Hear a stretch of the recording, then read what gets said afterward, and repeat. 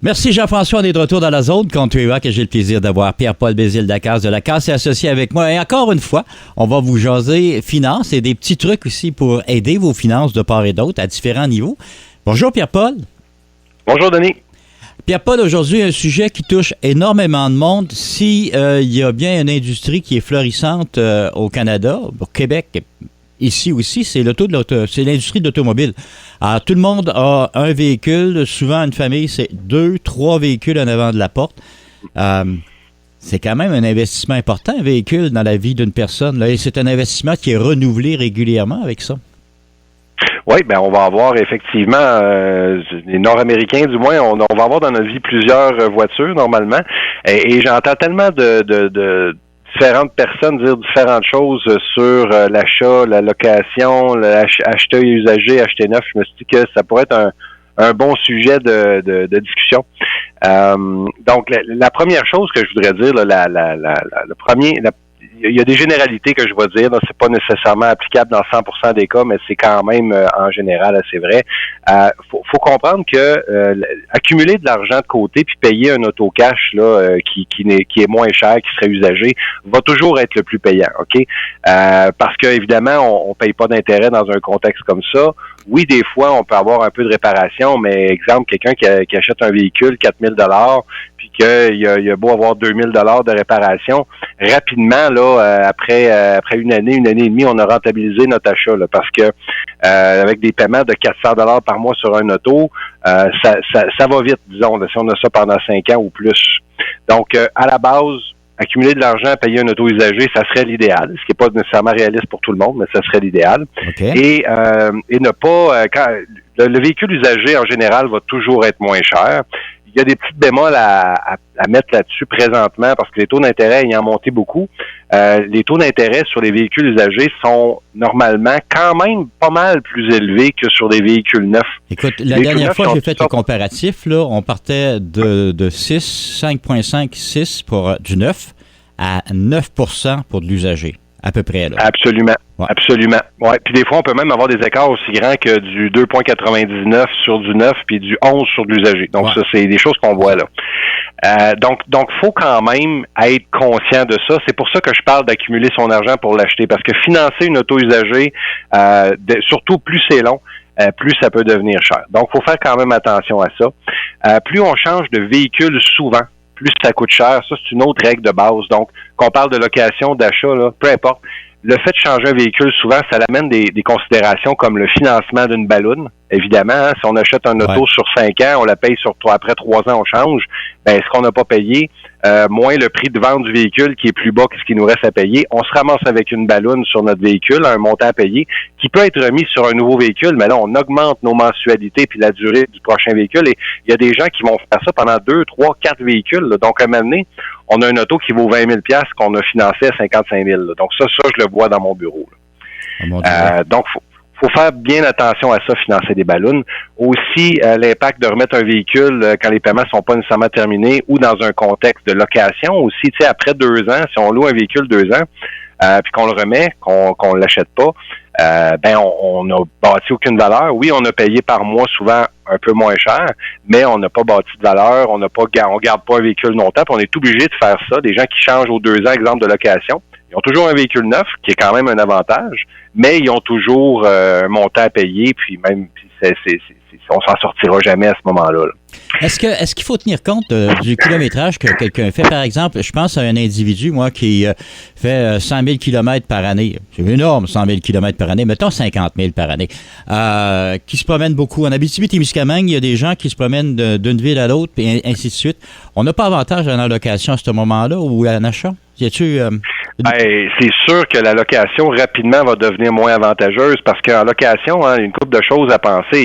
Il y a le kilométrage que tu viens de dire, typiquement qui est peut-être une 20aine de milles par année, mais on peut, si on le sait qu'on fait plus de kilométrage, là, il y a des options souvent là, on peut ajouter du kilométrage, mais il faut faire le calcul. Le problème, c'est que les gens qui s'embarquent dans la location ne font pas ce calcul-là. Donc, ils se ramassent avec des surprises de dépassement de kilométrage. Ils se ramassent avec des surprises de toutes les petites pocs qu'on peut avoir sur un véhicule. Quand on remet un véhicule à location, là, ça coûte extrêmement cher. On peut se ramasser rapidement avec plusieurs centaines, voire milliers de dollars de petites réparations à faire. Et ça, c'est évalué par des firmes. Là. Donc, ils vont évaluer vraiment tout ce qui s'est passé. Puis on se comprend, là, des roches dans le pare-brise, des roches sur l'auto qui fait des petites bosses puis qui fait commencer à faire rouiller en dessous de la peinture. C'est fréquent, surtout avec nos routes, là. Ouais, donc, faut avoir ça en tête. Quand on loue un véhicule, c'est pas à nous le véhicule. Fait qu'on peut pas en faire ce qu'on veut. Donc, idéalement, c'est de l'acheter, finalement. Ben, idéalement, c'est sûr que dans la majorité des cas, pour les gens qui veulent qui veulent avoir un véhicule neuf, OK? Ouais. Donc, le choix entre la location, l'achat. La location, si on a dans l'idée d'acheter le véhicule à la fin, ben ça peut être une bonne solution. Là, il faut comparer vraiment les taux de location versus achat, qui sont pas toujours les mêmes. Puis des fois, les concessionnaires, pour des raisons ou pour d'autres, vont avantager un plutôt que l'autre. Donc, il faut comparer les taux d'intérêt.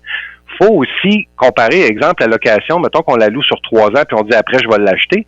Ben, si on n'a pas le moyen de payer le fameux paid-out, ce qui va rester à payer sur le véhicule, ben, il va falloir le faire financer. Et là, on va se retrouver dans les fameux financements d'un auto usagé. Donc, à moins de le négocier à l'avance, là, on peut avoir un taux vraiment intéressant sur une location pendant 3 ans. Il nous reste un montant à payer, puis après ça, on veut l'acheter, on veut financer ça. Ben, le financement, ça se peut que le taux d'intérêt change de façon assez drastique. Donc, c'est des choses à des variations qu'on n'a pas à gérer quand on achète. Okay. L'autre chose, c'est que l'achat, ce que ça nous permet, c'est que à la fin de l'achat, on peut garder le véhicule. C'est pas ça devrait pas être un objectif dans la vie de toujours avoir un paiement d'auto à faire, là. Donc de considérer le fait que si on loue puis on achète après parce qu'on a l'argent de l'acheter, c'est une chose.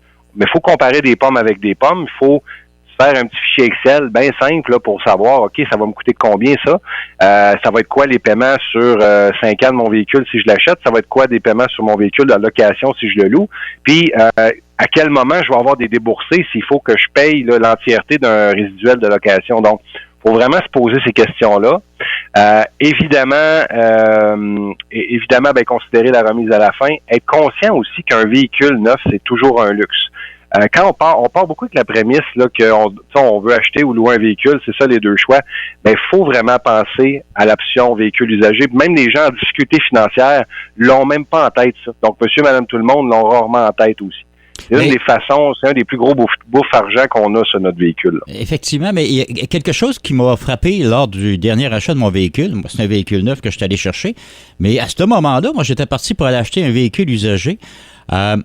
Et le véhicule neuf qui est arrivé, c'est un hasard, il est arrivé sur la vanne, puis mon représentant, qui est quelqu'un que je connais fort bien, puis qui nous aide énormément à ce niveau-là, m'a dit, écoute, j'en ai un neuf sur le terrain, on ne l'a pas vendu parce que le monsieur qui le voulait ne l'a pas pris.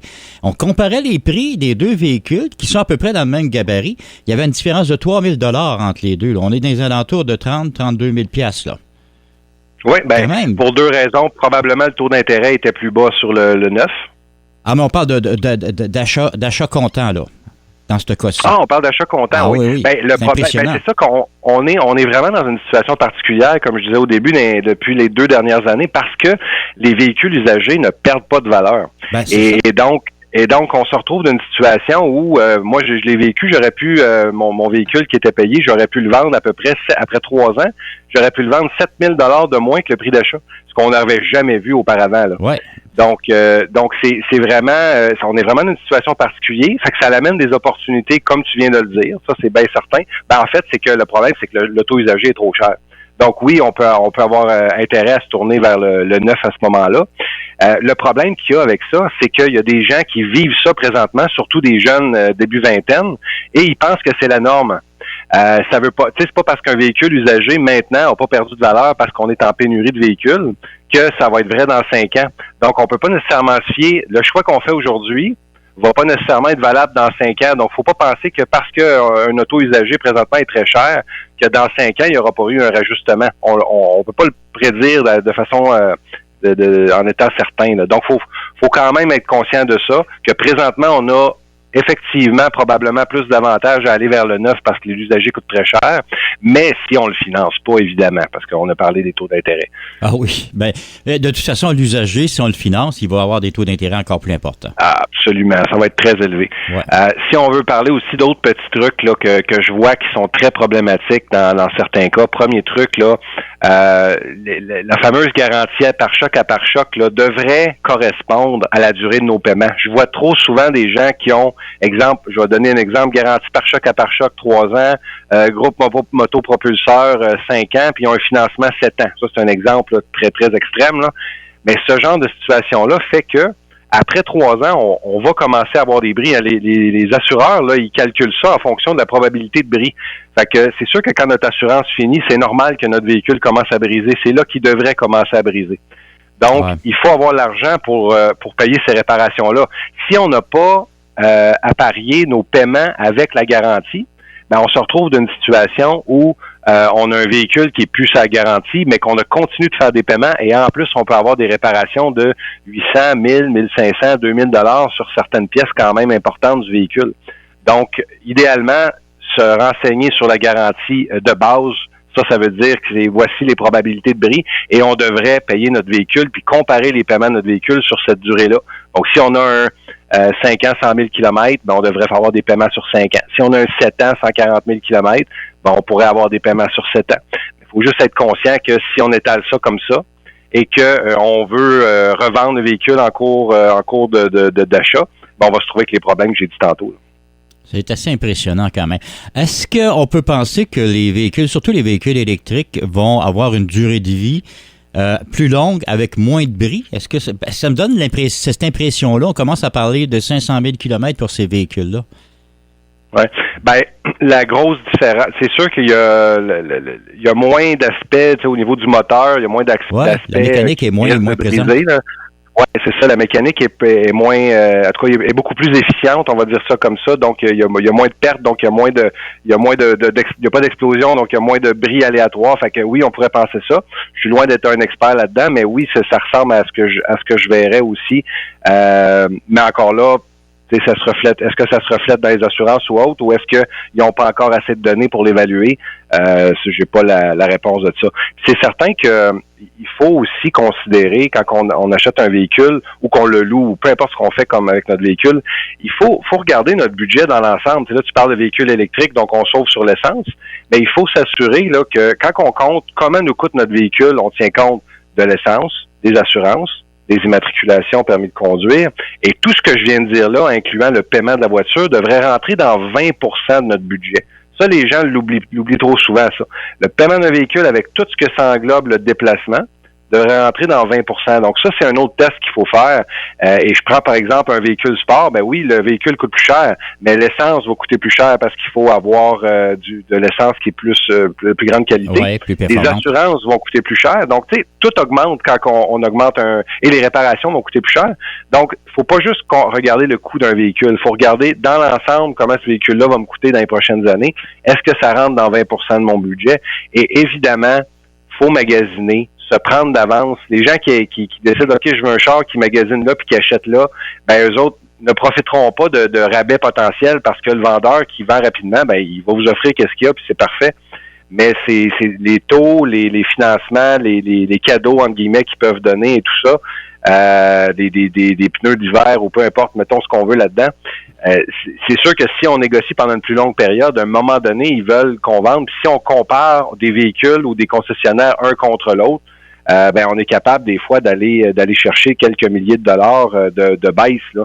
Donc ça peut avoir de l'impact. Si on n'est pas pressé, c'est quelque chose de bien important. Donc toujours essayer de s'y prendre d'avance, négocier d'avance. Puis comme tu parlais tantôt, tu es en train de regarder pour un véhicule usagé. Là, il y a une opportunité qui arrive d'un véhicule neuf similaire. Ben si on s'y prend d'avance, le vendeur voit quelque chose arriver, peut nous le signaler, puis des fois, ça nous permet de prendre justement quelqu'un qui vient revendre un véhicule qui finalement n'a pas beaucoup de kilométrage, qui pourrait être intéressant pour nous, ou des nouveaux véhicules neufs qui arrivent, puis finalement, pour une raison de couleur ou autre, quelqu'un veut pas l'avoir. Donc, c'est toutes des choses qui fait qu'on peut profiter de rabais là. Génial. Pierre-Paul, c'est déjà tout le temps qu'on a. J'ai l'impression qu'on aurait pu encore en parler passablement. J'aimerais qu'on donne les coordonnées pour vous rejoindre. Oui, les gens peuvent nous joindre au 1-844-LACASSE, peuvent nous écrire à info@lacassesyndic.com, peuvent aller sur notre site Internet, Lacasse et Associés, ou sur notre Facebook dans lequel on produit les différentes chroniques qu'on fait ensemble. Donc, les gens peuvent aller les réécouter sur notre Facebook, Lacasse et Associés également. Merci beaucoup, Pierre-Paul. Encore une fois, ce fut extrêmement instructif. Merci, Denis.